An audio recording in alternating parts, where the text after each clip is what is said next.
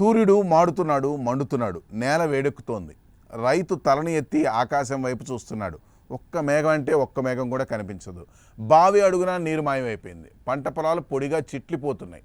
ఇది ఒక ఊరి కథ కాదు. ఇది మన దేశం మొత్తం అనుభవిస్తున్న తీవ్రమైన వేదన. ప్రతి గడ్డి రేకు నీటి కోసం ఎదురు చూస్తోంది. ఎప్పుడో మనం విత్తనాలపై నమ్మకం పెట్టుకున్నాం. ఎండను తట్టుకునే విత్తనాలు మన భవిష్యత్తును కాపాడతాయని అనుకున్నాం. కానీ ఇప్పుడు నిజం మరోలా ఉంది. నీరు లేకపోతే ఆ విత్తనం కూడా బతకలేదు. నేలలో తేమ లేకపోతే మొలక ఊపిరి కూడా ఆగిపోతుంది. విత్తనం బలమైంది కావచ్చు, కానీ దానికి ప్రాణం పోసేది నీరే. ఇండియాలో వ్యవసాయ నీటిని తాగేస్తుంది. భూగర్భ జలం దిగిపోతోంది. ఒకప్పుడు ఊరిని నిలబెట్టిన బావులు ఇప్పుడు దుమ్ముతో నిండిపోయాయి.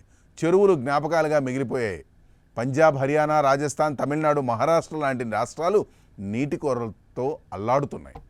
రైతు చేతిలో విత్తనం ఉన్నా నీరు లేనప్పుడు అది బతికే మార్గం కూడా ఉండదు. ఇటీవల ఒక అధ్యయనం ఈ నిజాన్ని మరింత స్పష్టంగా చూపించింది. కేవలం కొత్త విత్తనాలు పెంచడం సరిపోదు, నీటిని సద్వినియోగం చేయడం నేర్చుకోవాలని చెప్పింది. ఎండను తట్టుకునే పంటలు ఉన్నా నీరు లేకపోతే వాటి దిగుబడి తగ్గిపోతుంది. నీటి నిర్వహణ సరిగా ఉంటేనే పంటలు పచ్చగా నిలుస్తాయి. గుజరాత్ వంటి రాష్ట్రాల్లో రైతులు చుక్క జలసేద్యాన్ని స్వీకరించారు. చిన్న పైపుల ద్వారా ప్రతి మొక్కకు నీరు చేరుతుంది. వృధా నీరు తగ్గిపోతుంది. తక్కువ నీటితో ఎక్కువ దిగుబడి వస్తుంది. నేలలో తేమ నిలిచి ఉంటుంది. ఈ మార్పు వారికి ఆశ నింపింది. కానీ ఇలాంటి మార్పు ప్రతి గ్రామంలో రావాలి.